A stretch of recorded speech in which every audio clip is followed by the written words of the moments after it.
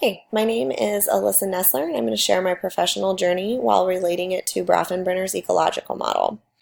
At a macro level, the dominant cultural narrative or perspective in public education has been white, middle-class women as educators. I recognize this as harmful on many levels, especially to our students of color who experience a wide range of discrimination from overt to institutional. Because of my privilege, I saw my identity reflected in the education system from the beginning of my formal schooling. The classroom always felt like home to me. The language, the routines, and expectations all reflected my cultural experience. With the passage of time, I can see the power of representation in my own story, and I fully realize that there are systemic changes that need to be made in recruiting and retaining in order to encourage representation for students of color as well. However, there is also a problematic issue with the teaching force in the United States being mainly female, underpaid for their level of training and education, and largely underrepresented in positions of leadership.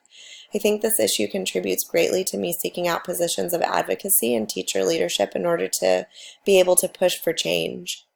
Here I can see a binary. There is a potentially harmful power dynamic that can make it hard to connect with traditionally marginalized student populations, while I'm also trying to deconstruct the misogynistic foundation that the teaching force in America has been built on.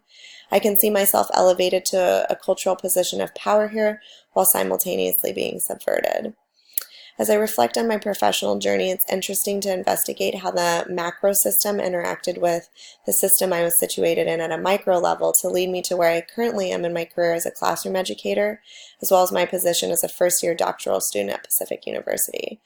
While I look at interactions in my microsystem, I acknowledge that my 4th and 5th grade teacher helped build my confidence as a student, as a writer, and as a public speaker. She did so much to help me feel comfortable in an educational space. I knew that I wanted to do that for other students. My own family highly values public education, neighborhood schools as community centers, as well as higher education. At the mesosystem level, it becomes apparent that these systems of microsystems complement each other to promote value for public education in general. I went to the University of Oregon, where I studied education and human development in my undergraduate education, and then to Pacific, where I completed 2 Masters of Education as well as my reading and ESOL endorsement. It was through my higher education experiences I began to examine my own experience as a white woman in the public education system, the Eurocentric narrative of the institution overall, as well as the overt and institutional racism that's produced the current system. This has led to my deep desire to drive improvement in the system that I believe to be one of the most important cornerstones of our representative democracy. Through this passion for improvement, I have had the opportunity to work as a teacher leader at the state level in many capacities, as an assessment cadre leader, providing professional learning and mentoring to teachers and teams across the state. I'm the teaching advisor to the state board, an OEA public affairs cabinet member, and a statewide organizing task force member.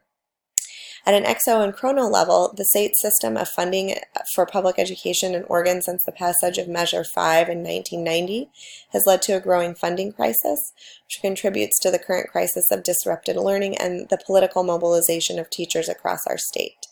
This also speaks to the pendulum swinging away from the detrimental assessment policies of the NCLB era and a call to focus teacher training on formative classroom assessment, opposed to large-scale standardized tests that have historically been deeply rooted in racism. In my current district position, I'm teaching a 2nd and 3rd grade in a blended classroom in Springfield School District. Prior to that, I taught 1st grade, 2nd grade, and I was a literacy specialist for 2 years. This leads me to my current research interests and my future aspirations as an interprofessional educator and scholar. I'm hoping to research effective professional learning and training for educators in the area of implementing formative assessment practice. I'm very interested in the funding policy implications for this topic. I've done a lot of work at the state and district level learning about continuous improvement cycles, improvement mindsets, and systems thinking. The coaching work I'm doing with my state association this year is rooted in the work that comes from the tech industry as well as healthcare, so I'm very excited to learn alongside people from different fields. I believe that this gives us a very important perspective as we gain a solid foundation in research methodologies and hone our research ideas. Thank you for listening.